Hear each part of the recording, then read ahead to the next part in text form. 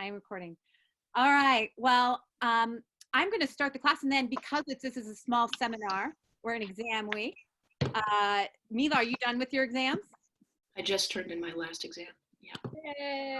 And you come celebrate with us. But today this is Writing and Fighting. Today is Wednesday, May 6th. This is the second special class of today, our afternoon session, which I'm so thrilled because we're going to continue some conversations we had earlier with the, apologize about that, the Women in MMA and Women in MMA Media panel that we started. And there were things I wanted to dial into. And, now we are joined by two people who I really wanted to talk to on this panel. And so we're going to bring them in and continue this conversation. Tunisha, can you introduce yourself? And then Brian, and then I'm going to introduce Amy in Phoenix. Yes, hi, Tunisha Singleton. Really blessed to have the opportunity to be here and talk amongst all of you guys. I have my PhD in media psychology that I finished about 3 years ago, and I studied predominantly identity, culture, and sports behavior in the digital media space. Really focused on fandom, really focused on like community media management and branding and what that kind of all means in traditional and digital spaces. Looked a lot into professional wrestling, MMA, boxing, and then also some of the more traditional sports as well, like NBA, NFL, MLB. So I'm always fascinated about identity, gender, different cultural norms, and how that's played out and how that's kind of evolved over time. So I'm happy to be here again.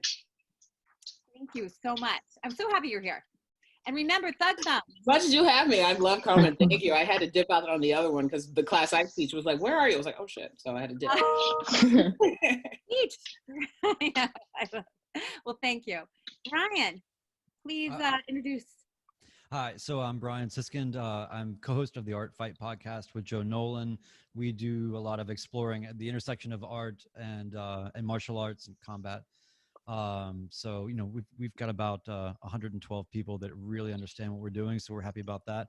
And then ultimately, I'm a filmmaker and a musician, and I do film scores and I do marketing work and creative direction and a lot of other things. But ultimately, and I've done a lot of writing and studying writing, and I've also done a lot of media studies, and all this. I've got a lot of unfinished paths in my life, but I've gone at least a good way down them to know that they're interesting enough to keep pursuing. But I was telling Nancy, that I'm really close to finishing my undergrad. I'm in my 40s, right, and I'm so close, right. I've only been working on it for about 20 years, but I feel like if I sit in on enough of these panels through some sort of maybe COVID assisted accreditation for academia or something, that I can get some sort of equivalence so that perhaps I can become a college graduate. And congrats, Milla, on your journey. Fantastic. But I'm glad to be here with everybody, and I really appreciate it, Nancy. Oh, no, thank you, Brian. And, hey, I'll try and put a word with you with American, we'll see if we can get this. I think you got it. I think I got it. Well, thank you. And Brian wanted to come to the original gender media and combat sports, but couldn't get in. The link didn't work. So I'm, again, so thankful to have your voice. The link didn't work. Yeah, I know. Yeah. Well, and we do thank you. I think that it was Fernanda who kept saying, it's not that we hate men. So look, we gave you a spot at the table. So, we shall see. And Milla, is there anything you also wanted to add? We got it covered? Okay, great. I'm going to turn to our guests, our special guests, and please, I'd actually also like you to bring some, include your background a little bit more, because I'm fascinated with how women, because we've talked about this, how hard it is to get a spot in this industry, because there's only a minority. And a lot of times people think that women, you only need one perspective.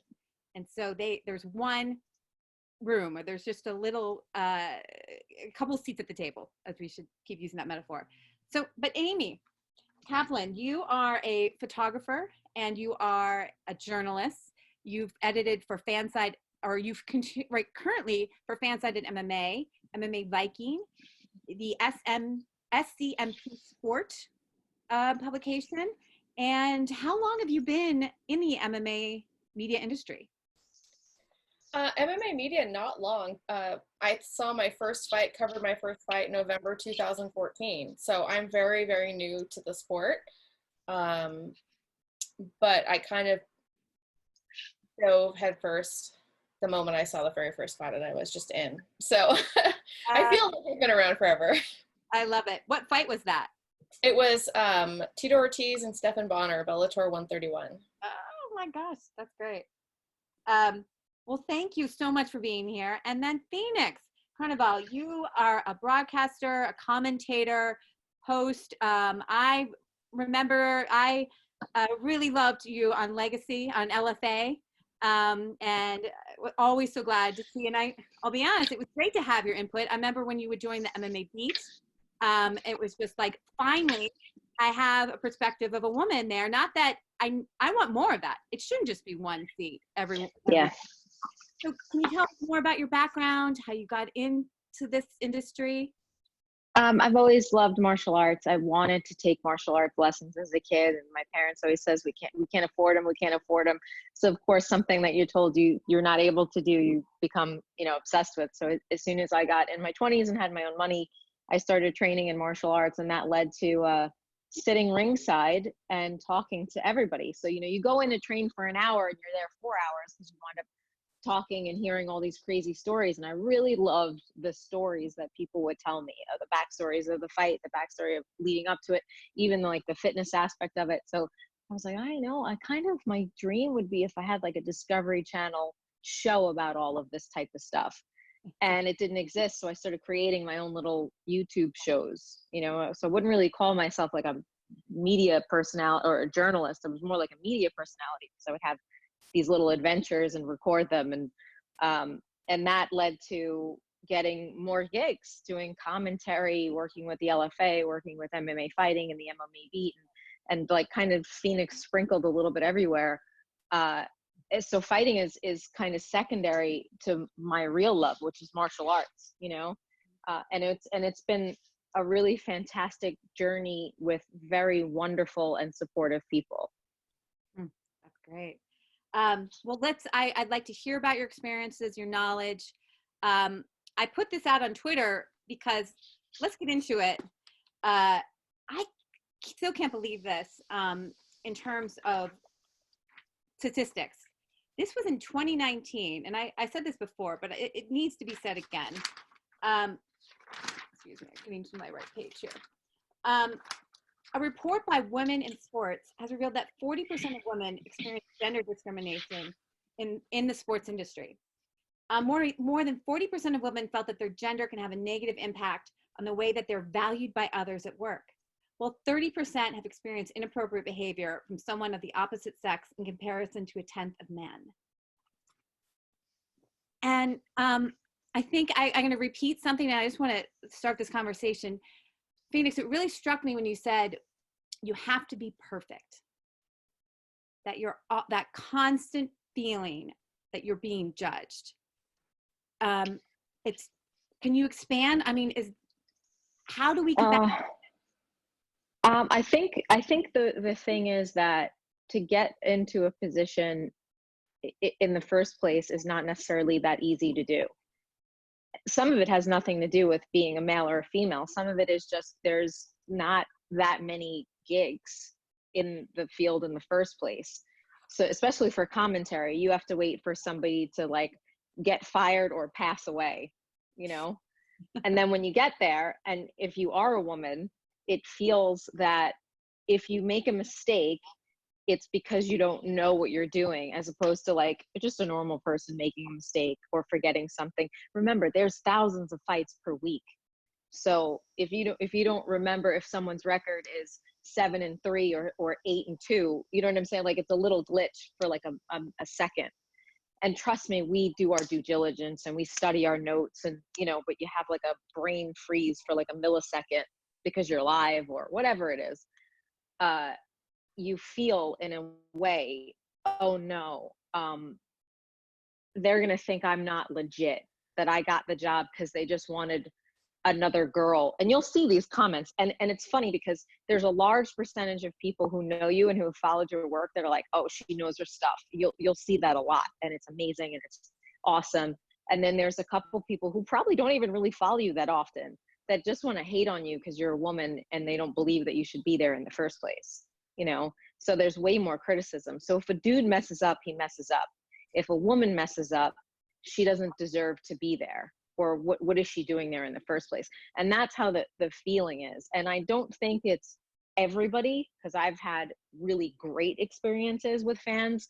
I just think that there are some, I'm just going to use this word, douchey dudes out there who still think in a very archaic way about a female in a position that they've been conditioned to see men in. Wow.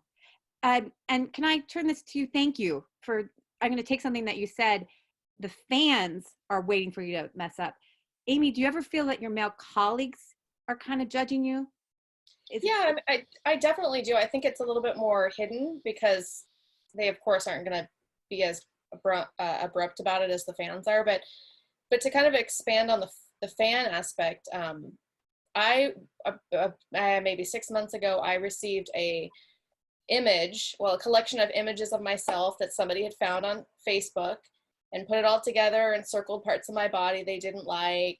And then there was a list down the middle saying, you know, why are you a feminist in a male-dominated sport? Why are you off traveling doing this sport when you have a child? And it was just riddled with, I mean, have you ever seen anybody do that to a male reporter? I mean, it's just crazy. And it's just this constant fear of, you know, like Phoenix said, you have to be perfect because you can't give them any excuse to have something to hold against you. Right.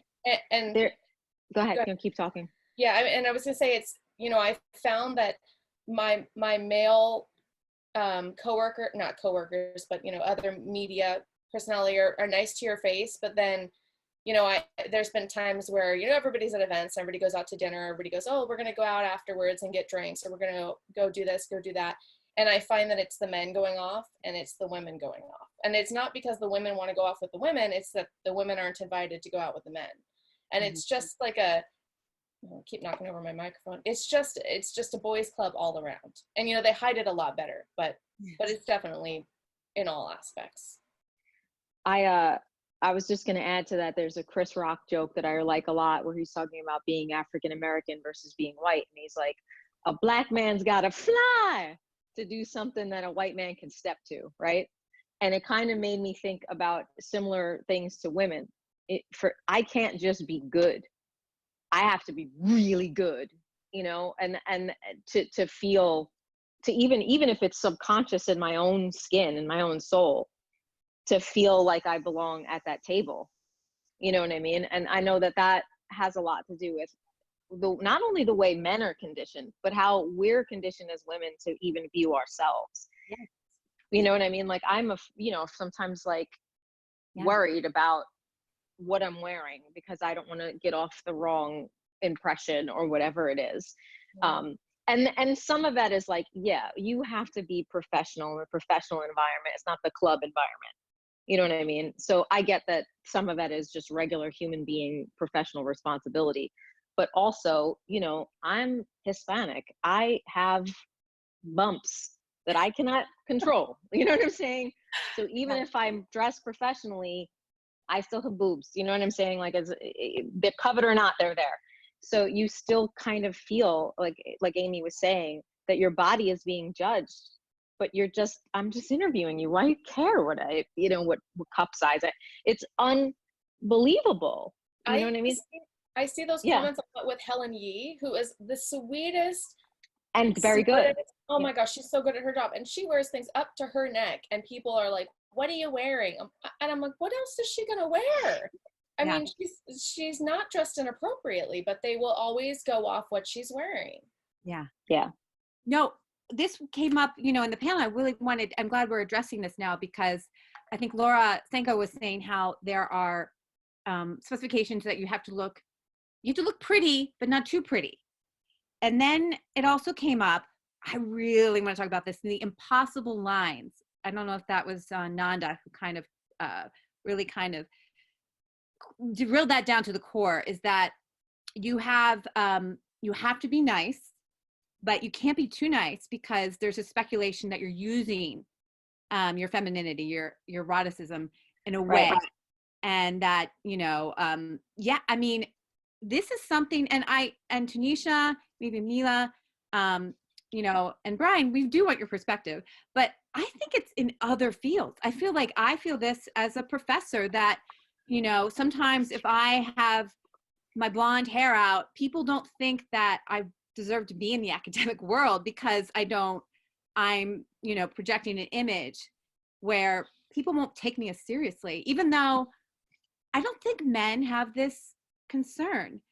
So yeah, more, do you guys still, Phoenix, Amy, these impossible lines, we're still living with them? Yeah, I mean, I did an interview recently, a video interview, and somebody commented that the fighter was flirting with me. And I was like, he's not flirting with me. He's literally answering the questions I'm asking him, and we're smiling and having a good time. But he's certainly flirting because he's being nice to me. But somehow it made it like that it was bad on me that he was flirting, like that he was only giving me the interview because he liked me or was into me or whatever. And I'm just like, what in the world? Yeah, that's I face that a lot. I'm a tomboy, and which I hate that expression too now that I think about it, but we all know what it means. Yeah. I'm going to talk to you about Marvel Comics and Star Wars and superheroes, and that's how I am. So I've built a rapport that's like super friendly and jokey, and quote unquote one of the guys, and so you have these really cool relationships with people that make for great interviews, because people feel, and I think, Amy, you're very good at this too, they just feel relaxed around you because you have a certain level of sincerity. And that there's certain reporters, and there's not a knock on them too, because I think it's a style that have more of an interrogative style, and that's necessary sometimes. And there are reporters, I think me and Amy are similar in terms of that. We talk to you. We want to have a good conversation to make you feel open and relaxed. And again, I'm going to go to a comedian, but Jim Gaffigan has this joke that when like somebody's attractive and they smile at you, you're like, that person's nice, or that person's flirting. But if they're like ugly and they smile at you, you're like, oh, what's that with that weirdo? You're like, it's just all of these weird kind of misconceptions. And trust me, sometimes people flirt. Sometimes people flirt naturally. Flirtatious energy is not necessarily even a bad thing. Flirtatious energy can be between two heterosexual women, because like we get each other, we dig each other. There's like a good energy that happens there. And I feel like sometimes when it's happening with a person, because I connect with them, because we both like Star Wars or whatever, it could be misinterpreted. I have an interview with Luke Rockhold. Now, no knock on Luke Rockhold, but I don't find him attractive. And I know that everybody in the world does. I think that men do. Men are like, that's a good looking guy, so of course she definitely wants him. I don't find him attractive because his personality, his look is not what I like. You know what I mean? But also too, I'm not there for that. I don't look at the fighters in that way because I don't want to take my work home with me. Like I don't, And it's like all of these comments because guys think he's good looking and what women want, then I have to want him, Meanwhile, my boyfriend's the one behind the camera filming it. It's so ridiculous. But what can we do? Do we break the conditioning, the way people's minds work? How do we break that conditioning? I say, I don't care. I'm going to do my job. I'm going to do a good job. You're going to say and think what you want, but I'm going to just keep rising. I'm just going to keep rising. And that is, I think, what proves people wrong. The more you have to sit there and eat at it and let it twist away at you, the less organic you become. And the less organic you become, the more your work suffers. You know what I mean? So I've learned that from, oh my God, editing, watching myself. Level of professionalism, very important. Whether you're attractive, ugly, doesn't matter. Level of professionalism has to be there. That means that the flirtation energy is just good energy, right? Not necessarily flirting like, hey, what are you doing after? That's a different thing. But if I'm like, oh my God, I saw that movie, it's awesome.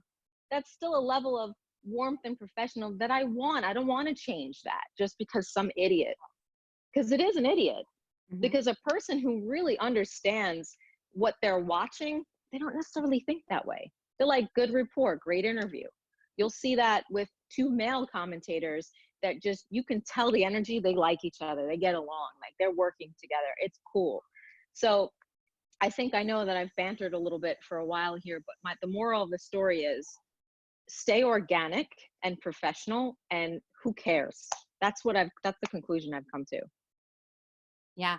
No, Brian, can I get your perspective on this? Because you're bringing something up. A friend of ours, Josh Rosenblatt, he watched the women or the gender media in combat sports. And he said that he found some things surprising that he had never considered. He really didn't realize that women have this, we have this narrative in our head that we have to remember that, oh, you know, people may think that I'm being nice, but I better not be too nice. Or that we, you know, have these kind of lines. And he said, you know, I didn't really think about that you always are bringing that. So Brian, is this something, I mean, you say you've delved into culture and media studies. So, but I even took a women's studies class, and I wrote a 30-page paper on the founding of the occult by women, knowing that my professor would actually never read it, and I still got an A on the paper. That being said, I still very much enjoyed the class, and I've definitely gone down the Judith Butler sort of path, right, and a lot of other, you know, Jewish fiction and all this as well. Anyway, the point is that you're asking me, like, what have I learned already, or what's maybe also to have a male perspective that. Sure. Okay. Well, you know, I think this is I will just say this as transparently as possible. Even when you ask me this in this forum, I feel almost like a little nervous, because I feel like if I'm I can speak for probably a lot of men that for good reason, and I'm not doubting this or saying it's not justified, little bit of eggshells, right? Because I don't want to. Well, you know what? The consciousness of the last like 50 years, right? If you think about civil rights, you think about so many things. We're asking for a lot of change that is deservedly and needs to happen, but it takes time for people to adapt, evolve, change, and all that. And I think that even for those that are, for me, like I'm not only just trying to be as humanistic about everything that I do, but I'm also an intellectually curious person. And so when I learn even more about this, I mean, and little things, right? Like Phoenix, what you just said about sort of this kind of bi-directionality of like, you're damned if you do and you're damned if you don't. Like Luke Rockhold, people expect you to, you know, lust for him, right? Or whatever. Like there's so many layers or degrees or echoes of this kind of pervasive issue in culture. You know, but I think that you know, for a lot of us, it's like, and when I say us, I don't mean to be separate, but you know, to say men, and obviously even when you're talking about gender, it's problematic, right? Sometimes, like, there's a lot at circulating right now that is not codified into some sort of unified cultural understanding. Society thinks about it all the same way. It's never been more fragmented, and so I'm fascinated by all that, and I'm open to all that. But I also feel like, without being able to say it very well with the amount of time I have, it's sort of like patience. Like even the people that are really just trying to understand this. I mean, there's little things like my wife even yesterday just said something about like I got gypped at this or that or whatever, and she didn't even know that was a loaded and sort of racist term. And so I just had to tell her. I wasn't like, that's racist, you're a racist, you know, because also we're quarantined together and that would be hard to endure after. But I guess what I'm saying is, like, there's just a lot of things that are, you know, part of the culture, part of the language, part of everything, that it just takes time to sort of work our way through. But I can tell you that it's awful to hear just about how, like, Amy, it took you about 6.3 seconds to get into the like the worst story ever. You know what I mean? And I'm sure you've got a catalog of them. So I'm just trying to empathetically just sort of listen and understand. And at the same time, you know, I get frustrated even with myself. I'm not perfect. I'm not going to say the right things. I don't understand everything. I could probably be called out as having been problematic in some way or another for something at some point in time, because I was born in 1972. I was a teenager in the 80s in rural North Carolina, where you had to be complicit with racism just to get through society, because you wouldn't be able to ever be on the first string of the soccer team if you didn't just kind of laugh when your coach is like saying the N-word and pointing at somebody, and you have to just kind of be like, okay, like, I know this is wrong, you know, but I've had to even from a linguistic anthropology standpoint try to explain that that's a really tough thing to shed, and it takes time. So, you know, but anyway. Well, no, and well, Brian, we have to give you credit. You're here at this forum, this roundtable. So you are miles ahead, you know, because you want to be educated. You want that awareness. So I guess the question is, how do we bring this education, this awareness, just let them know, like, this is how we feel, that we, you know, or this is what we put up with, you know, in a gentle manner. You know, that's what I think we're trying to do. And maybe, I mean, it is just raising this awareness. Yeah, and also, like, I wanted to make another quick point, which is just to say that a lot of what's been referenced here is about social media or comments or whatever, and you almost have to like segment that out from it's real and it's not real. It's you're valid to be upset by comments. It's also grain of salt, and everybody knows that here. You know, and you guys obviously have probably ninja level at sort of negotiating comments compared to most people, but I understand that's a hard thing. Yeah. You know, one thing that I kind of battle with is the idea that the people who are going to be open to understanding our point of view are going to be the ones that aren't insulting us to begin with.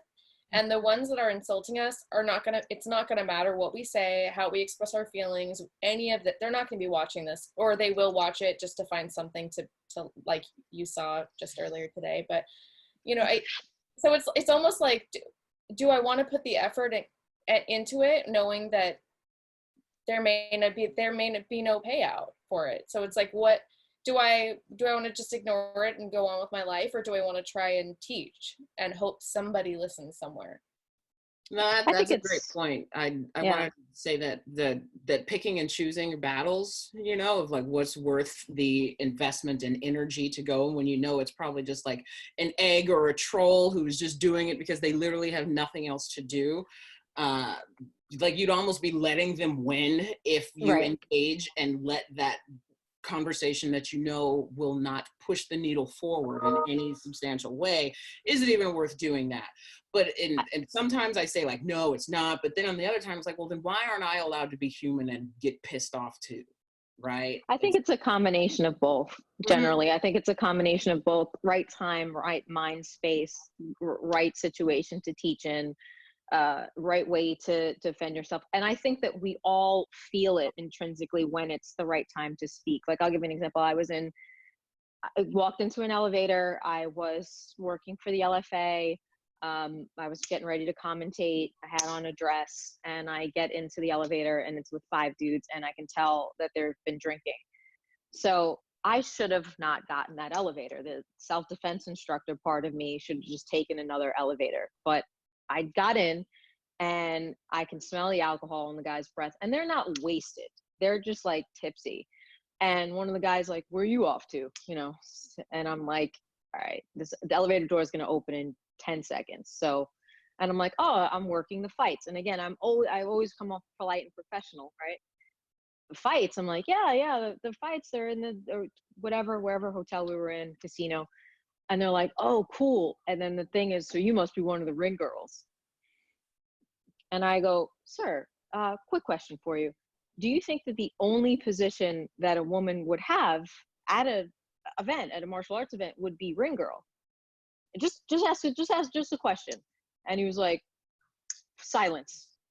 He goes, I go, you know what? I'm not angry because I get what you're trying to say. You're trying to say that I look nice and that, you know, whatever. And okay, great. But I'm actually one of the commentators. You guys should come to the fights. I think you'd really enjoy them. And that was my way of handling it. I didn't get pissy or upset or offended or anything like that. I posed a question, and I felt good about the situation. And they did actually go to the fight and were very polite to me later, took a picture or whatever, saw me as one of the commentators. And I felt like maybe I made a change, or maybe I got out of the elevator and they were like, oh, whatever, what a fat ass. I don't know what they did. All I know is that I felt that I spoke up for myself, and maybe made them think like, oh yeah, there's a journalist or writer or whatever, or I was flirting with her. Who cares? Doesn't matter. It matters that like that I felt I spoke up for myself in that uncomfortable situation. And I think that happens sometimes.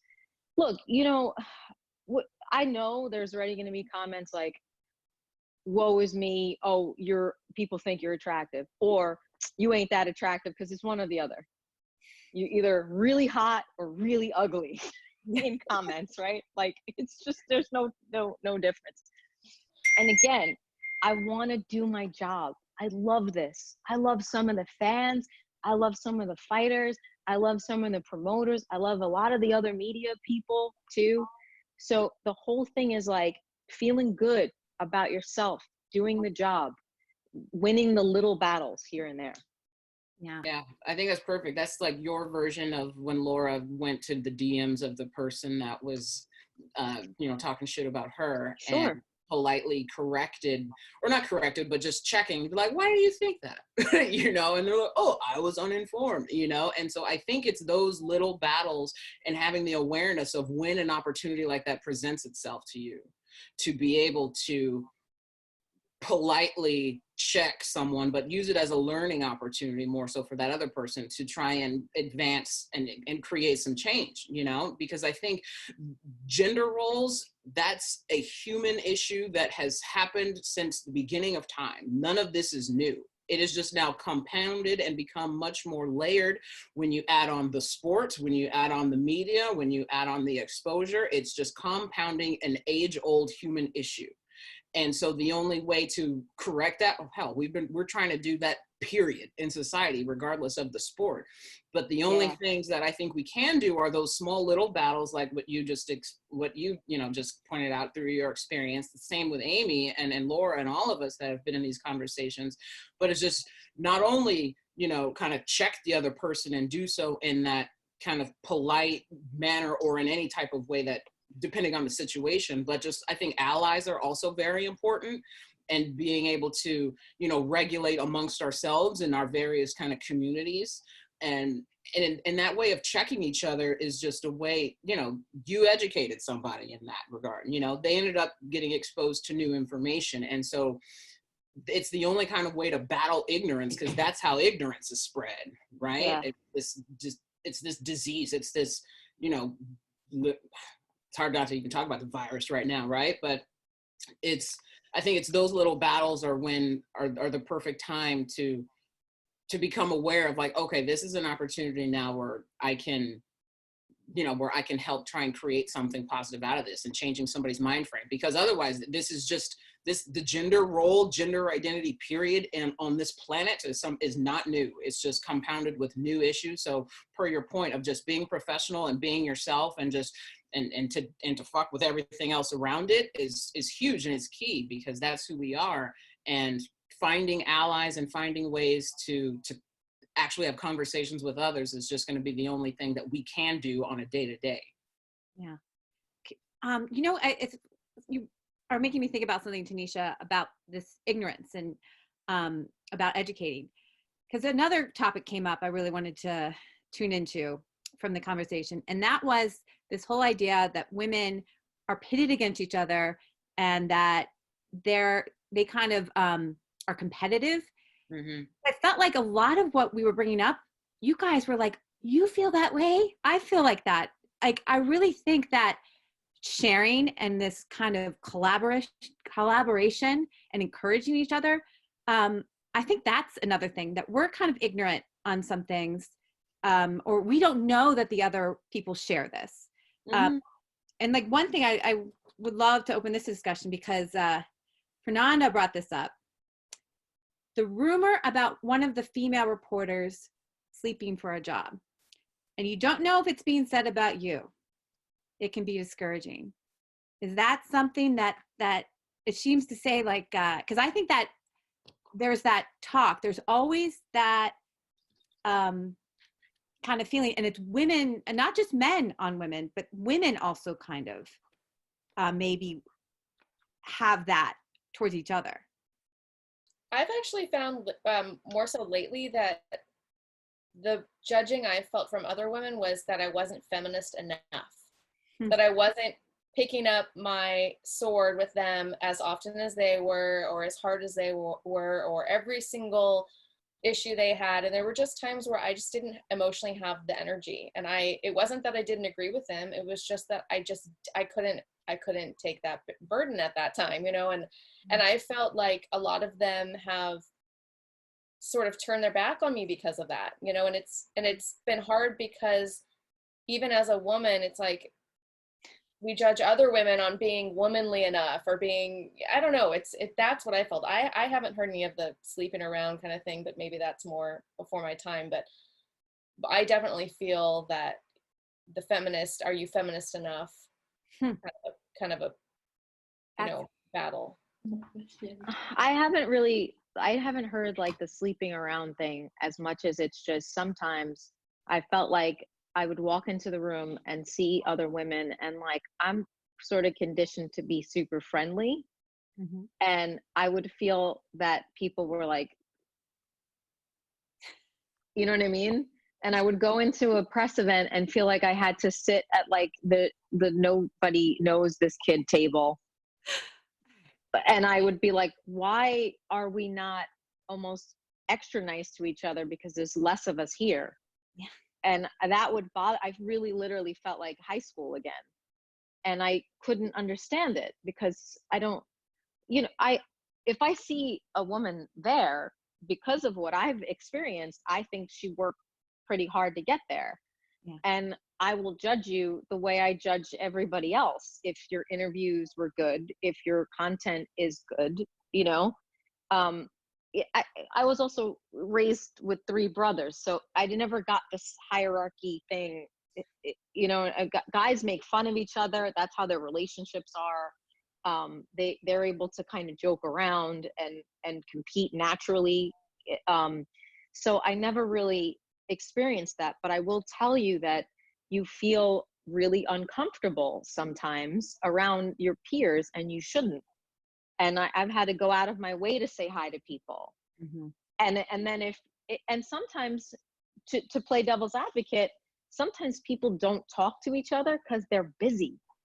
And because I'm so afraid of women being pitted against each other or disliking each other just because we feel like, no, I need to be the only one in the room, that maybe they're not talking to me because of that. Maybe they're just not talking to me because they're busy. So there's a lot of these things that, again, the preconditioned stuff that's in there. You know, I've had very good, healthy experiences with men and in my peers. So I sometimes feel bad male bashing about how they treat us, because I've equally been treated with respect and given positions because I earned them, and been recommended by my peers. Pat Miletich, Matt Serra, Phil Nurse have always been in my corner, always had my back. These are dudes. So I kind of wish that there were more female mentors for me out there that would be a lot more comfortable for me. And that is what I've experienced. Like, I've been to some of these events with some of the girls, and the friendliest to me has always been like, you know, it's always been the women who are really up top. I think because they're more comfortable with their own positions. That's a possibility. Yeah. Mm-hmm. I don't know, Amy, have you felt that at all? Yeah, I definitely have. I think, I mean, for me, I'm pretty shy. You know, it's a weird job for me to be shy, but I am shy. So if I don't, it's hard for me to want to interact with people in that kind of central, you know, media room area unless they're really inviting. And I agree. There are definitely times where I kind of walk in and I feel like, I don't know if it's all the whole like bitch thing. It's like, oh, is she going to be a bitch to me? Yeah. You know, does she think I'm a bitch? Do I think is she acting like a bitch? You know what I mean? It's that, so it's like, who's going to be the one to break the ice, you know? And also, it's part of it is when I'm in a room, I don't want to go to the first woman I see, because I don't want to be pegged like there's the girls talking. Yeah. So it's like I want to sit at a table with men, and it's not that I don't want to also have women at the table, but it's like I want to make sure that there isn't a separation. There isn't Sure. a girls' table and a boys' table, or a girls' chat and a boys' chat. So I think maybe that might be some. Yeah, the bitch thing is big. The Yeah. bitch thing is big, even how you present yourself. Years ago, when I first started doing the on-camera thing, there was a timidness, right?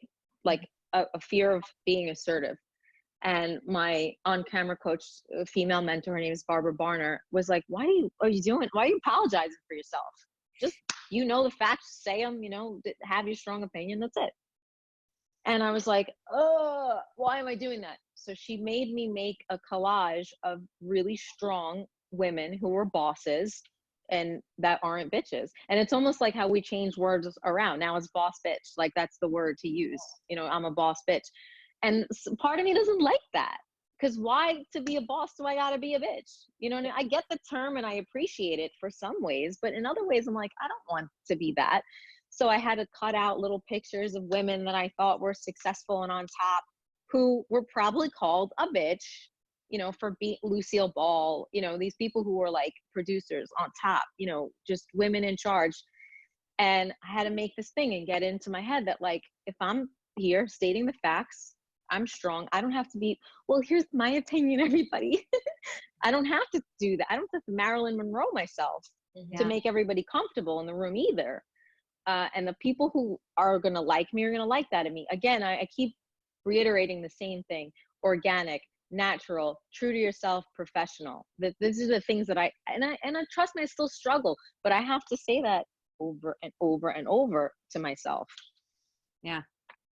I don't want to forget that I kind of also want to explore the female athlete in MMA. And because I think they're also a minority. And, I really want your perspective, because I feel that sometimes we don't get to have these conversations. And I think you guys are aware of Curtis Blades and what he did on Twitter. And I can kind of fill people in here. Last week, through a course of social media posts, he took issue with certain female fighters that he believes receive preferential treatment due to how they look rather than how they fight. And he cited Paige Van Zandt, Rachel Ostovich, and then he got into a tussle online with Pearl Gonzalez.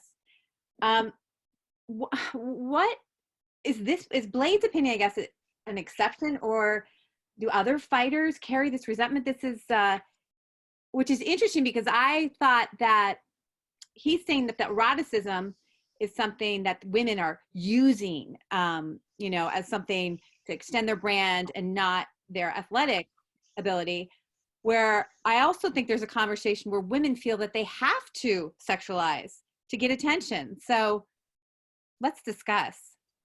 Yeah, I think that women are definitely in a position where they feel like they need to. And sometimes I think that they, especially with certain female fighters, that's just how they're pegged, and they don't even mean to be that way. Mm-hmm. So it's like, yeah, they might be getting some extra pull because they're good looking, but that's not their fault. You know what I mean? So it's like, and even just MMA media, I think I mentioned it in the last one. Sometimes if there are two women and they're pretty equal, the one that's more attractive is going to be the one they put on TV. I mean, that's just the way it is. It doesn't make that woman who's more attractive, it's not her fault that she's more attractive. It's not, he's aiming it at the wrong people. He should be aiming that criticism at the fans that are buying into that. The fact that you're paying more attention to that woman because she's more attractive. But at the same time, I don't, like with Paige Van Zandt and her naked Instagram, I say go for it. You got it, flaunt it, because that's your body, and you're allowed to do with whatever you want with it. And if that's how she wants to be perceived, then cool, more power to her. I that's just what you deal with what you've been handed in life. Yeah, I would almost copy and paste what Amy said. I think that if you are comfortable with that, then that's okay. If that's part of your brand, whatever you are comfortable, being forced to feel like you need to do that and doing it when it's disingenuous to who you are, I think is the problem. The problem isn't if you do it or if you don't. The problem is if you feel that you have to in order to get ahead. And I think that's part of the problem. You know, we know sex sells. Like, why is somebody on doing a commercial eating a cheeseburger? Like, you know what I mean? Like, it's like, how's that selling? You know what I'm saying? But I think that's a big part of, you know, what people's eyes gravitate towards in the first place. You know, it's like puppies and sex sells and little kids. Like, it's the way advertising and marketing has gone forever. And eventually that's changed. So people find ways to market themselves. Some people just really funny memes. Some people are in bathing suits. Some people are in booty shorts. Look, the girl who shows booty shorts and me, she's definitely going to get way more Instagram likes than I am. That's just the way it is. You know what I mean? Me and my little Star Wars t-shirt, probably not. But it's again, like, do I feel like I have to do that? Yeah, I do sometimes, but I'm not. It's not me. It's not true to who I am. So I feel like us judging it is kind of wrong too, because if you're buying it, you're a big part of the problem. Yeah. Look, yeah, go ahead. Sorry, I was saying, when I worked in entertainment news, we were constantly bombarded thousands and thousands of comments a day about the Kardashians and how they didn't want to see Kardashians anymore. Why do we keep writing about them? We don't care what they're wearing. We don't care what they're eating. The thing is, as media or as an entertainment or anything, if people stop reading it and stop clicking it, we stop writing about it. So the fact that you're even talking negatively about it makes us keep writing about it. So it's like, the people complaining about the content they're seeing are the same people that are clicking that content. And there's people out there that want that, and that's why it's big. And so until the fan base or whoever it is that's reading it changes what they want, the content's going to stay the same. We are being deconditioned though, and I'll tell you how I know this. When I first started in MMA, people would talk about the freak show event of women fighting, and they would talk about what the girls look like. And the last fight, man, Wei Li and Yun Jacek, I sat there and I watched, I don't know, it was like maybe I had to go to a Buffalo Wild Wings or whatever for that fight. And I'm watching at least a room full of about 100 and something people, mostly men, 80% men. Yeah. Nobody's talking about what they look like, except how mashed Joanna's face was, but that was because of the fight. They were talking about how good of a fight that was. And for the last couple of years, when there's a fight scheduled on a UFC event and it's a female fight, these guys and girls who know the stats now are talking about, she has better wrestling. She can do this. She can do that. Did you see her last fight? So it is changing. And I want to give the MMA community a lot of credit for that, because when they see a headlining card like that and they see these women fights, I hear them talking about their skills. And you know, that's awesome. Now, you can't tell me, even though Wei Li's not showing her ass, that so many people don't want to see that girl's next fight, that so many people aren't excited for Amanda Nunes, and they don't care anymore. And that's big. And I do want to actually acknowledge that and give credit for that. And I think we've worked hard enough for that. You know what I mean? So it's also really positive in that way too. Yeah, I agree. Yeah. Oh, Amy, do you have a point you want No, to? nope, just agreeing. Oh, well, because in many ways, I find this interesting. Exactly what you say, like where women have come in terms of the respect of the way men view them, and it's usually when I'm with my my male friends, we'll go through and we'll talk about their grappling experience and stuff like that. And I love that we never talk about, oh, she's a blonde, or, oh, you know, none of that comes up. And I find it interesting. Almost this Curtis Blades is actually the fact, and I have to bring up that something I put Julie Kedzie talking about how we have to, you know, I think I said something about like you need to confront and amplify our voices and don't ask for permission. It's funny because a troll said, oh, you're playing the victim. First of all, when you confront and amplify, and don't, that's the opposite. But I almost find this Curtis thing is very much, he is complaining.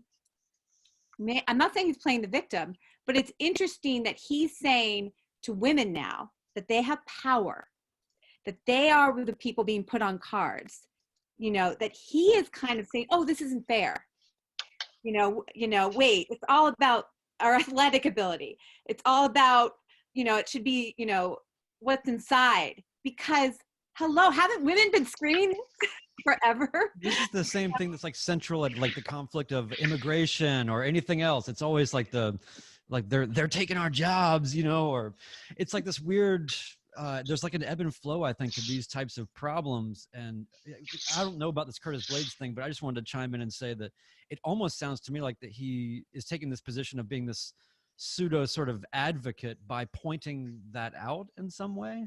Is that maybe fair? I get what he was trying to say. And I look at it again, but it's part of being a commentator. You always look at the red corner and the blue corner at the same time. I play devil's advocate a lot, drives my boyfriend crazy.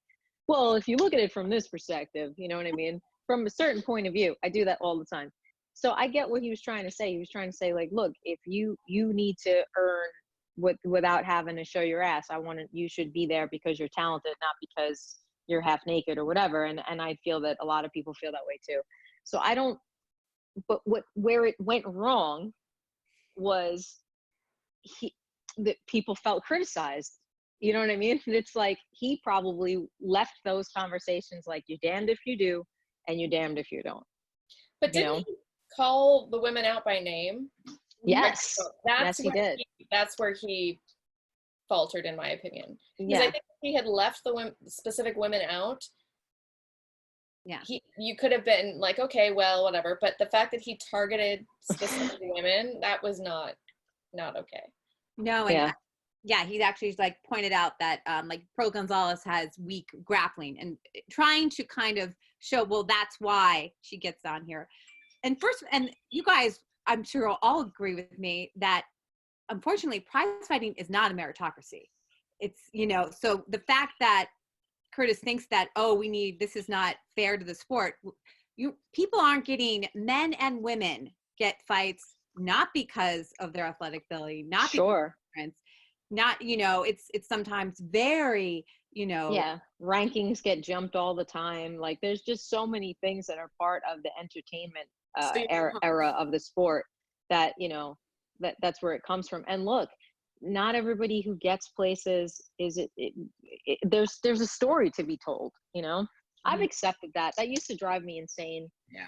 I don't know if I've just become numb to it or if it's, I don't know. I'm sorry, go ahead.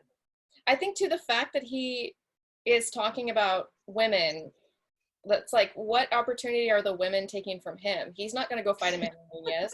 So maybe he could have posed that there were other men getting chances that that were taken from him. You know what I mean? It was like, what are the women taking from you exactly? What do you care? Let me see.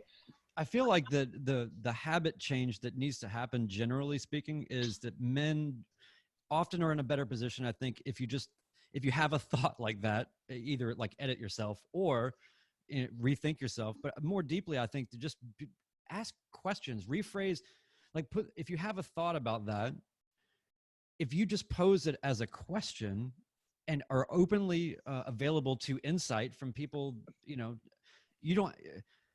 can acknowledge weakness in yourself or biases that you have or things that you carry and just be more intellectually sort of curious and open about it. Like, I feel like I have the tendency to see that as being XY thing, whatever, legitimate.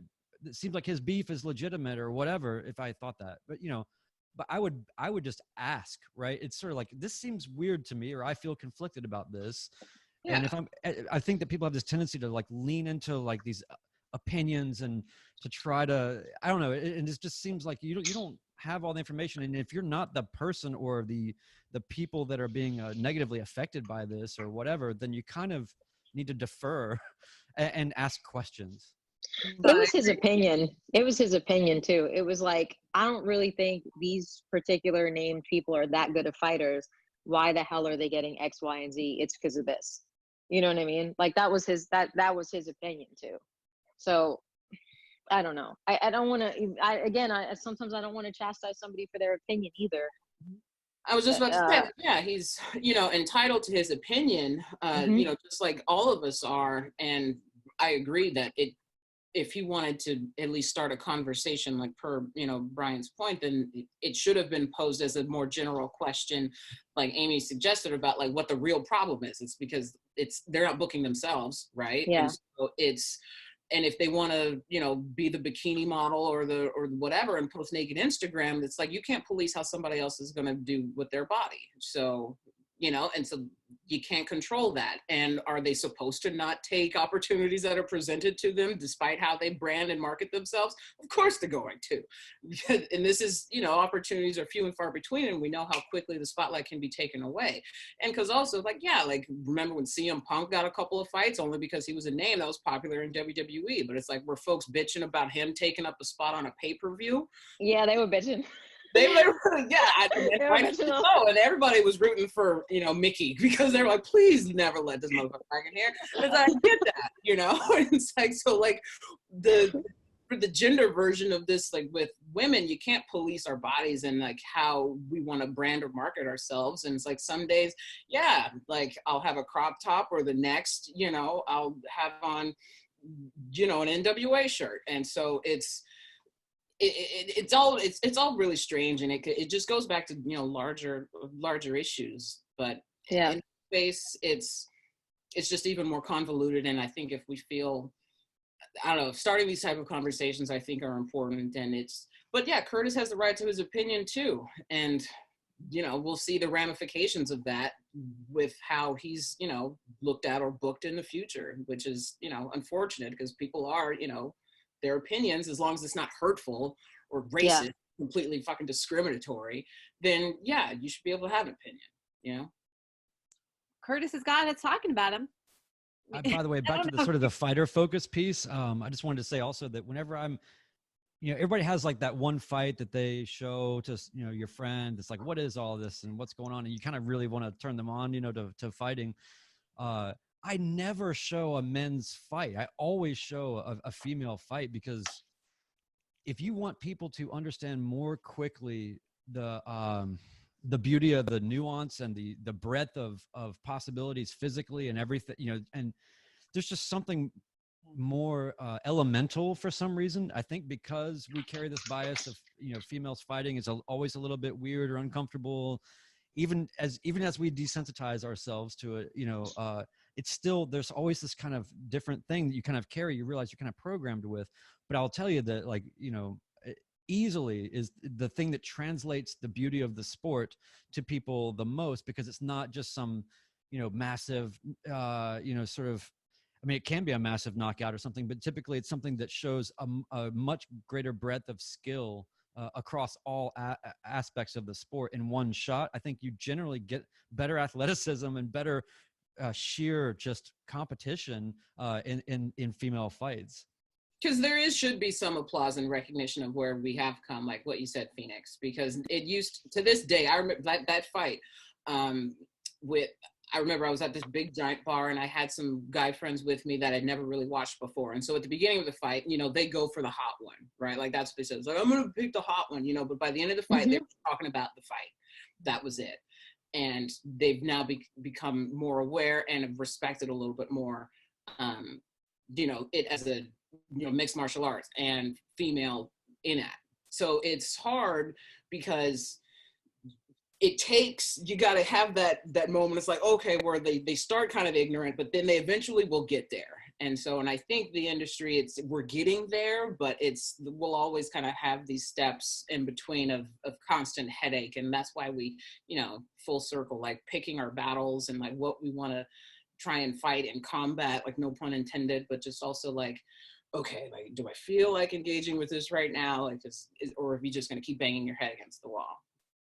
Yeah, I think that that's a big part of what makes me like what I do. I don't judge you, criticize you, or like snub my nose at you if you don't like MMA. I realize what MMA looks like to the naked eye. I'll give you an example. I am not comfortable with fighting. So like if somebody sends me a YouTube video of two idiots on the street getting into a fight, I don't want to watch it. And my friend will be like, but you like fighting. I'm like, I like martial arts. I like the sport. I'm not comfortable with this. So when somebody doesn't understand the sport and they just see fighting and violence, and then on top of it, if they see women, because in a lot of ways, you know, I have 3 brothers. I'm the father I'm the son my father's always wanted, but I have 3 brothers, right? And their nature is to be protective of their sister. Meanwhile, the sister is the most skilled one out of the pack, right?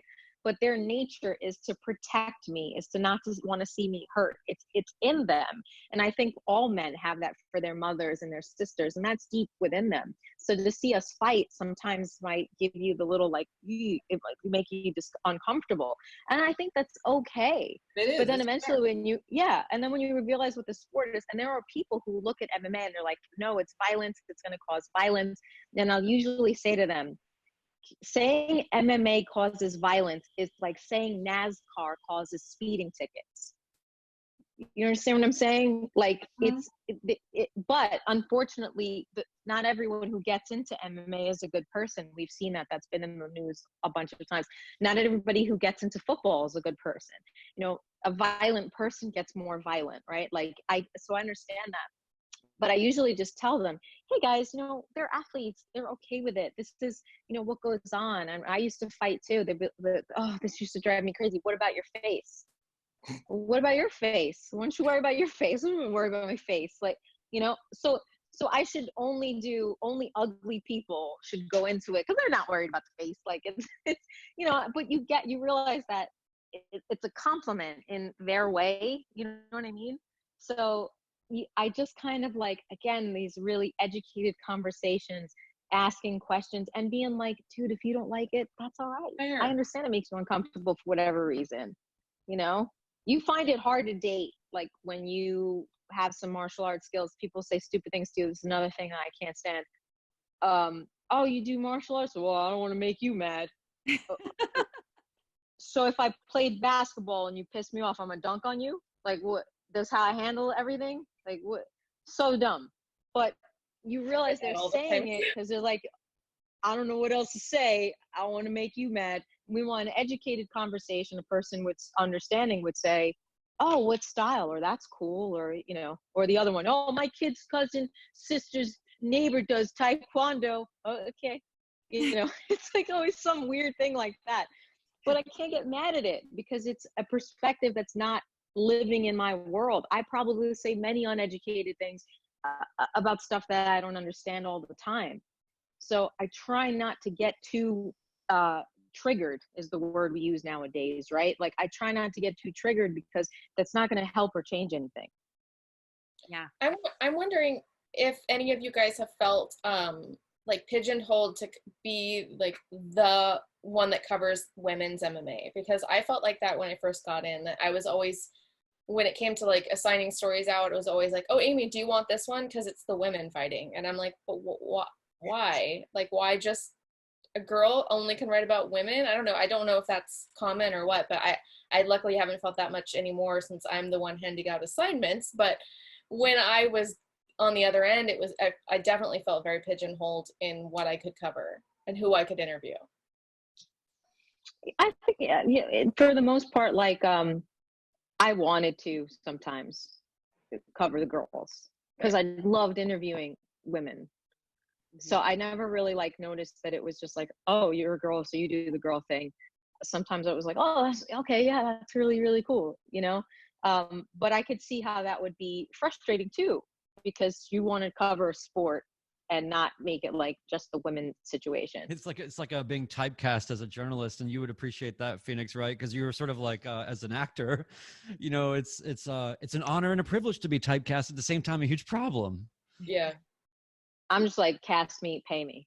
That's the point, acting wise. I've been an MMA fighter with constipation, which was such a great commercial because it paid so much money for me to just be constipated and pet it up. I will find this footage for you. It is amazing. It was the easiest day of my life.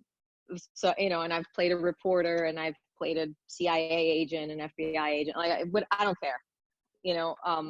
But I think for the most part, take every little job and do it with joy. Very good. I want to circle back to something we started the other panel with, because you guys, we're going to have another one of these already, because we haven't gotten into, wage gaps and all of that. But we started off talking about how women, at this moment, it seems that females have finally transcended in combat sports. And actually, I think transcended sports. I mean, women, I always think about this, and I know it's true now because the UFC had to put their financials in a lawsuit. So I was able to track it. But in 2015, Ronda Rousey made more money than any other fighter, male or female. And I tried to see that. I don't think that's happened in any other sport. The only ones that are close are tennis and golf. And those are completely, they're not, because they're paid so much. And we've seen also, women's soccer, that they had this disparity, even though they were the champions. So I always have found that so interesting. Now, what if Liz Carmouche had won that first fight? Would women be where they are now? Did we need, because we said it was this perfect storm of, she was dominant, she had the look, she came out a champion, and what do you think? I don't Amy, think you want to take it? Yeah, I wasn't around then, so this is hard for me to answer, but I don't think it wouldn't have been the perfect storm, and I don't think that it would have had the same, effects because of that. I think it could have gotten to where it is now. It just may have taken longer. Yeah, I'll say the same exact thing. I think it would have just taken longer, but it would have happened because it was happening, right? Like the generation 1, Debbie Purcell, right? And then, Julie Kenzie, and generation 2, Gina Carano, generation 3, Ronda Rousey.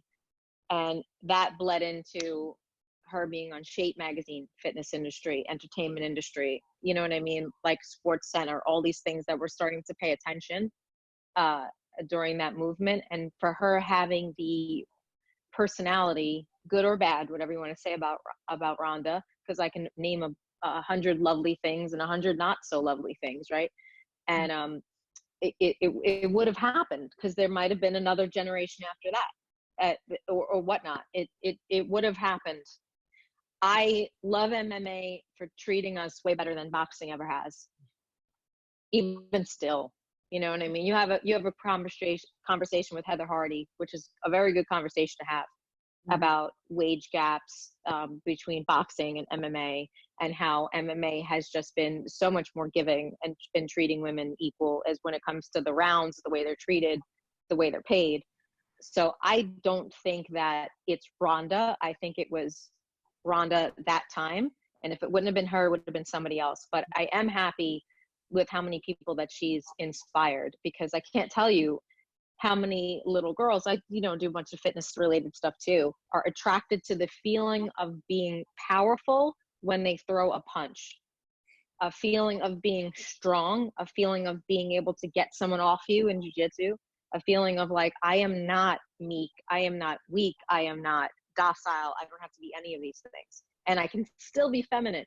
And I think that sparked everybody's attention. You're doing this and you're still feminine, you're not losing what's the ideal woman thing is, and that's a whole nother conversation. So I do think that it just would have taken a little longer. Mm-hmm.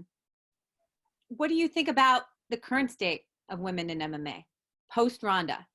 How, there were a lot of people saying without Ronda, where would women go? And I think that, well, we just talked about one of the best fights, and people put that up, not with the best women's fight, that Jang Young Jacek, people are saying up there with the top fights of all MMA. Where do you see, and are there things that we need, any course corrections? Do we need more weight classes? I'm kind of have your thoughts on that. Yeah, I think we need more weight classes. Definitely need more weight classes. There are women bigger that want to fight, and maybe there aren't, and maybe the excuses, maybe there aren't right now, but if you make those weight classes, like if you build it, they will come. If you make it, they will come. It may take some time, but there are women out there. I know a woman in a heavyweight division who can't find fights, and I'm sure she would love to have the opportunity. You know, it's like there are women out there that want to fight. But they have to have time to get the experience, which is the problem, because you build a 145-pound division of women and it's bad for us. Yeah. The one of the reasons why women's MMA is doing so well is because we've had a good amount of time now to incubate and to prove our skills and to have fights like Valentina Shevchenko. She's phenomenal, male, female, I don't care. She is so damn good. It boggles my mind. I watch her fight. I'm just like, guys, my male martial art friends are like, look at her do this, look at her do that. You know what I mean? So I feel that they need more experience. That's why things like the LFA and all of these sort of feeder leagues to the UFC are fantastic.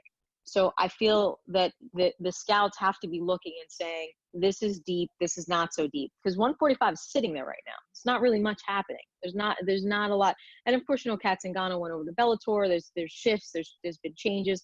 So I don't think about the weight class thing.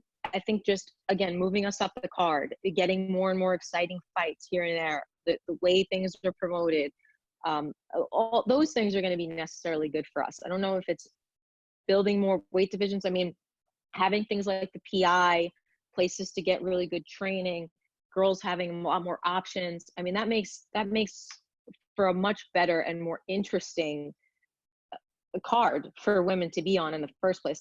I really wish, honestly, what they would do is do an all women's card one day, and just to do it, just to honor all the female athletes and to be like, oh, look at who we have and look at how awesome this is, and to spread it out a little bit more. And I don't know why they're afraid to do it.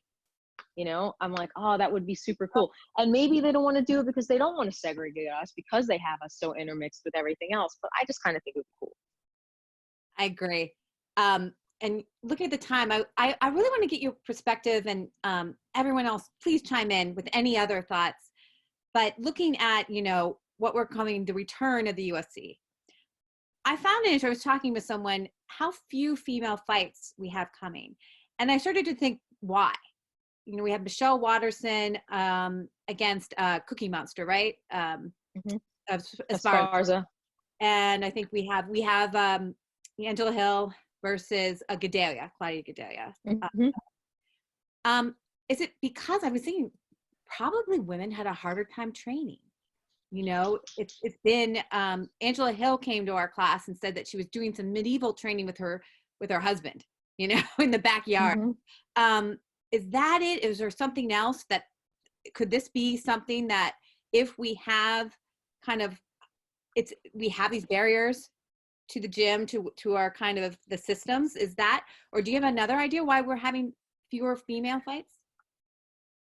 I'm sure that's part of it. I also know kids are home from school. So if anybody's a working mom right now, like the kids are home until June, right? Like you're homeschooling. That could be a big part of it as well. Amy, any kind of thoughts? Yeah, I mean, I think too that for the most part, women's fights are like, they feel like filler fights on a lot of the UFC cards. And I feel like that right now, they're not looking at any fight being a filler fight. They're only putting fights on that they feel are going to be guaranteed, you know, barn burners.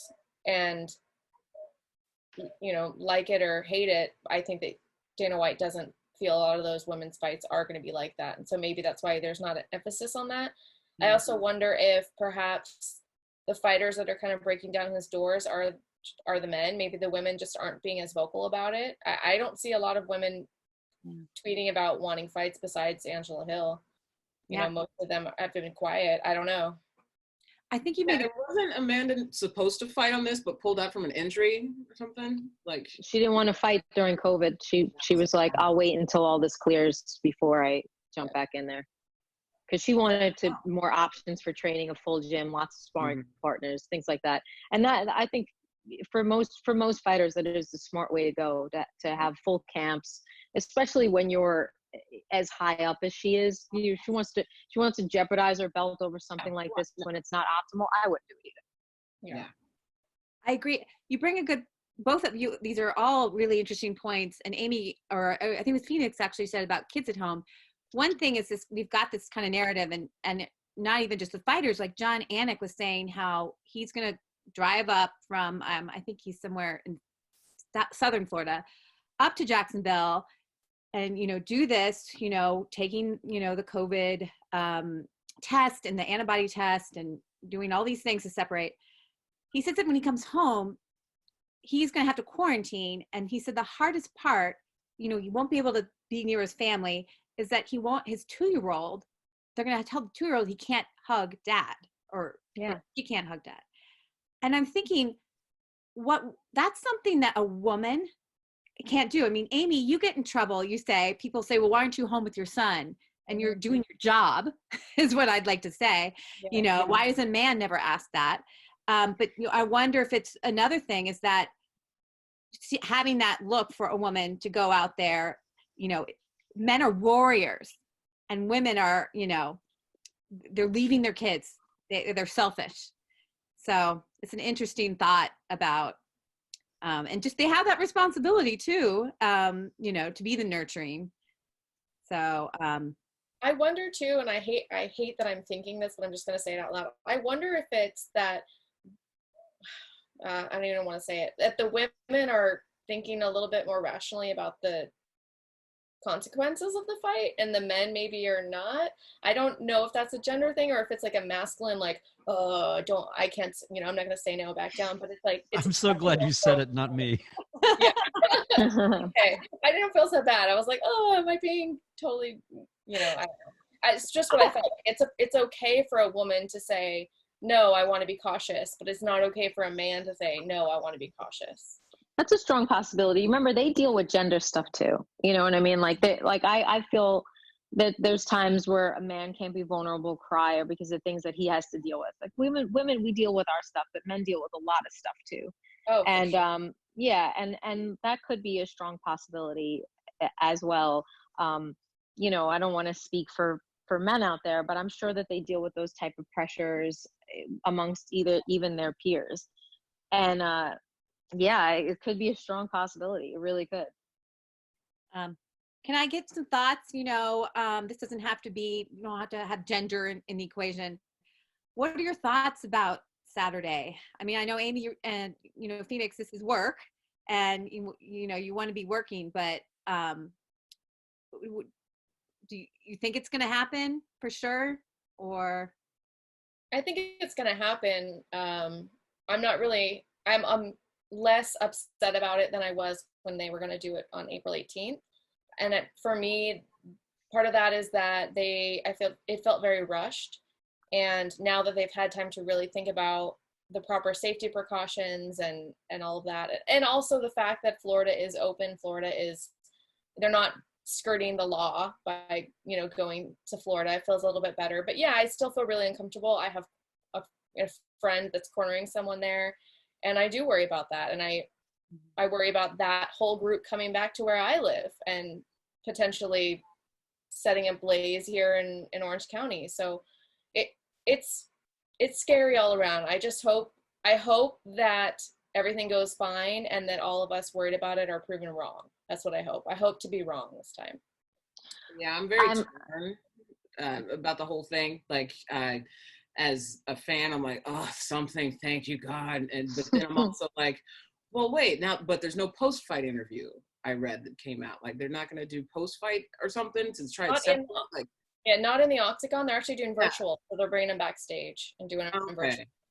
Yeah, and so it's like I'm curious, about how all of this is going to happen, but then I'm also terrified, like you, like somebody's going to come back, here and bring something just, to salivate my fan, and to the fan in me that wants to watch something. I'm torn. So it's like even when I am half in, half out, it's hard. It's complicated because it's like, being a football fan, but they blackballed Kaepernick, and so I can bitch about that, but I still watch on Sunday, and so it's hard. It's like, I'm a fight fan, I want to watch this, but we shouldn't be selfish, and we need to take care of each other and like stay home, but I'll watch on Saturday. Like it's torn, or I am anyway.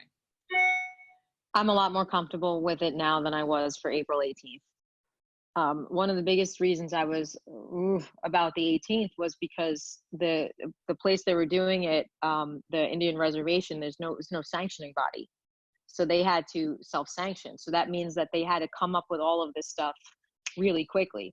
We know how it was when it would be illegal somewhere and then it would get legalized and then they would have their first fight with their first commission and things would be a bit of a mess. I was like, oh God, this just seems like way too early for you guys to have worked out all these safety protocols, even though I know that they were doing their diligence as much as they could. And you know, the UFC is a well-oiled machine many times. They have really done some amazing things. I still was not comfortable with it. It, you know, it was on a place that really didn't do fights. So now it's like, okay, it's Florida, it's Jacksonville. They, you know, they're a little bit more conditioned to this. They've had stuff there before. We've worked things out. The cases, you know, seem to be flattening out. Maybe it's a little bit better. They've worked out a situation. So that's what I'm telling myself to kind of calm the anxiety about the situation as a whole. But the world is going to be different for at least the next year. You know, like even simple things on movie sets, like craft services are no longer going to be like a table where you can just kind of pick and choose the things that you want. There's going to be like little baggies and separate portions. Like the world is going to be very, very different. And this might be the start of how some of this stuff is going to go and how it's going to transition into whatever is next. And it has to happen at some point, whether it's this month or next month. So, you know, I'll watch biting my nails. I'll be excited to watch. And I really think that for their own legal consequences, they've probably done a lot of homework. Yeah. I feel like too that this could be a really big moment for the UFC if everything goes well. They could be the leaders of bringing back sports. Yes. And I think overall they could be really, you know, applauded for that if it goes well. And if it doesn't, then it could be the downfall of the UFC. And there's still a lot of people that believe that the UFC and MMA shouldn't even be happening at all, like with or without a coronavirus. So it could be that excuse for people to say, see, this is bad, let's outlaw it again. Did you see the new Embedded, how it's clearly almost sponsored by Lysol or something? It's the funniest thing. And I don't know, but I was to what you're saying, like it's clear that they have done a lot of due diligence to sort of, it's almost like they're building their defense for any potential lawsuits or something, because there's such a demonstrable, like eerily obviously demonstrable thing. And then even with them being not transparent about what they're actually doing, and they're slowly sort of getting all that stuff out, like I feel like that there's a very calculated game going on right now. And then I even heard them say that they were going to possibly sort of, to your point, Amy, like share the kind of the playbook of what they're operationally doing to other entities, you know, and they're sort of the you know, the harbinger of the whole thing. So it is such a weird thing to be on straddling the line of like, this is the most inhumane, screwed up, like what the hell is going on? Has everybody lost their mind? At the same time, you're like, I really want this to happen, and it seems like they're doing the best they can. I don't know, and then maybe they'll be the heroes. Yeah. I hope they're the heroes. Yeah, I don't want any sad cases, because again, people's lives and health are involved. Mm-hmm. So you know what I mean. I don't want anybody to get sick or hurt or deal with anything. It's already a dangerous sport. You know. That's the thing. I hope it all goes well, so I can selfishly go to my editors and say, look, MMA was the one that brought this all back, so maybe give us a little bit more budget over here. Yeah. I know, we say they're rolling the dice, so you just gotta hope they win, and they win big, because if they don't, it could be devastating. You know, and it's interesting, Brian bringing that up about Lysol. I tried to watch the countdown, and they don't even mention the word COVID, coronavirus. I think they're mentioning as the world has changed. And then it's like this, like no one acknowledges the fact, you know, we're watching film of them in the gym. Okay, maybe you only see 2 people now, but it's interesting how they're packaging, and maybe they're trying to say, well, people want escapism and everything, but and, which is true, Phoenix. but isn't there also like something that what I got attracted to the sport is that the storylines, the narratives, like we're all connected to these fighters because we're all experiencing the same anxiety, the same fear of safety, the same uncertainty about our jobs. And to not have that in there, I feel like is, almost like such a facade, but that's just my take. So it'll be interesting because Brian, do you remember we talked to Mo Al Hossani, who's the MMA commentator for the Middle East, and then we were talking to Robin Black, and it's interesting that their feeds, they're going to acknowledge, COVID, because they get to package it themselves. So it's interesting how countries also have, they want to package it the way they think the audience wants it. And, so we shall see. We shall see. Does anyone have any final comments? Well, can we come together and do this again? Because again, I have many questions that we didn't get to, but I'd like to thank you. Can you guys, tell us, what you have going on? Because I want to be always in constant knowledge so I can go and find you and read your stuff. So how about we start with Tunisha? You're at my corner down there. Yeah, I'm trying to keep busy as much as possible, but I've got my proposal out for my first book is out, and so that's hopefully will be something that we'll be launching by the end of the year, beginning of next, depending on how long it takes me to write or get everything edited. Podcasts and videos, live series is going to be coming out soon. As soon as I relocate, I'm currently in Riverside and moving to Vegas in 3 weeks, so hopefully that will get kicked off as soon as I get some new keys. So I will definitely be putting out some more content and hopefully some more platforms like this to talk about storytelling, sports, and society. Great. And good luck with moving when we're all home based. Yeah, I know. It's odd.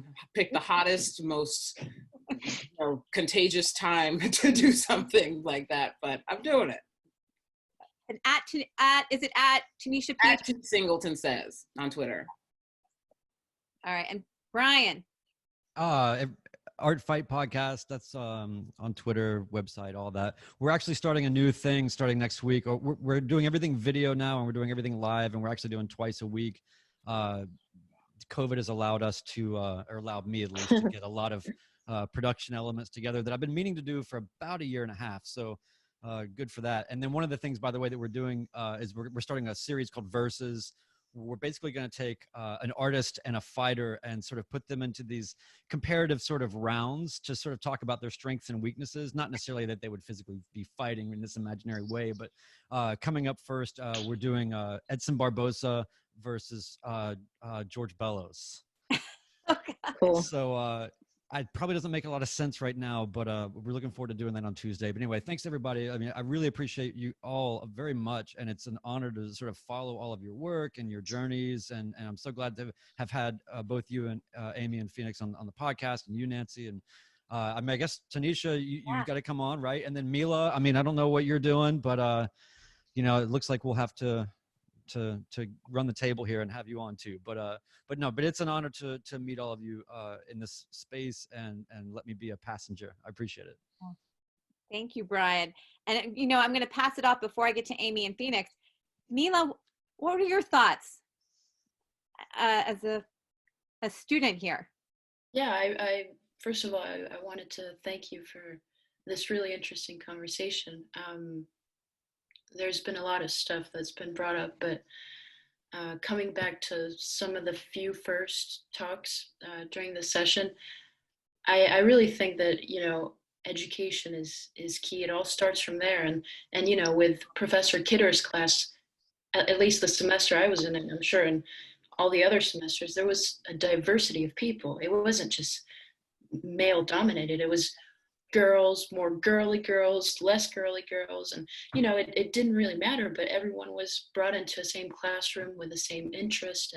And that kind of opens up eyes that, when you mentioned Phoenix, asking rhetorical questions in the elevator, who knows, maybe people from the generation that are taking more and more classes like Professor Kidder's maybe in a few years we won't even have to ask any rhetorical questions, because the revolution is starting, at least in the field of MMA, with more female commentators and women involved, and Ronda Rousey, Nicole Aguirre, Rose Namajunas, a bunch of people who really are making this sport evolve for both genders. So thank you.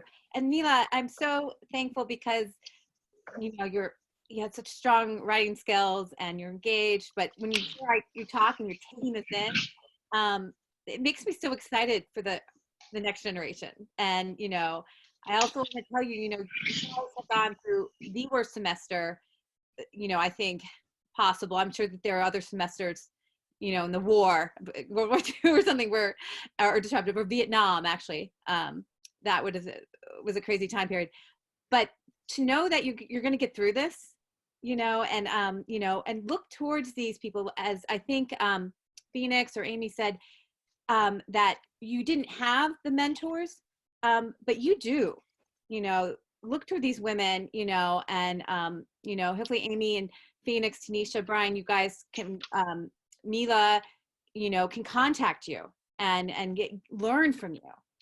So thank you, Milla. thank you. All right. So Amy, where can people find you? What are you up to next? They can find me on Instagram and Twitter at photoamy33. And right now, because of all of this, I'm stuck at home, and so I'm doing a lot of video interviews. I'm getting in front of the camera, and I had started just very slowly inching myself in front of the camera before this started. Obviously, like I said earlier, it was hard because I was judged by my parents. So I'm kind of just going, and like Phoenix said, I don't care anymore.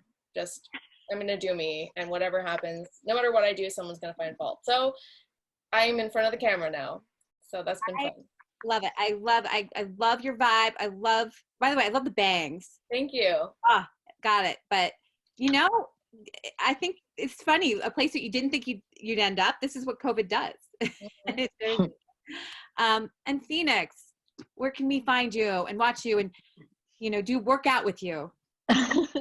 So I have a YouTube channel called Everything Martial Arts, but we're revamping, and the new interview style show is called Mic Check with Phoenix, and that'll be up this week. The first interview was Robin Black, and we were talking about fatigue and martial arts, and so it's really martial arts related, not just fight related. So I think people who are just martial arts nerds, pop culture nerds like me will like it. And I'm on Instagram and Twitter at Phoenix Carnevale, and you can find me there. Great. Thank you. I really appreciate this. I hope we can continue these conversations, and I think it's right. Awareness, talking about it, not even just talking about when you feel that you need to challenge someone. Also, let's connect with each other and remind ourselves that we're all feeling this, and we all want to be seen, and we all want to be recognized for our merit, and and be pretty if we want to. So it's all that. Well, thank you guys so much. Thank you guys. Thank you. All right. Thank you. Take care. Thank you, everyone.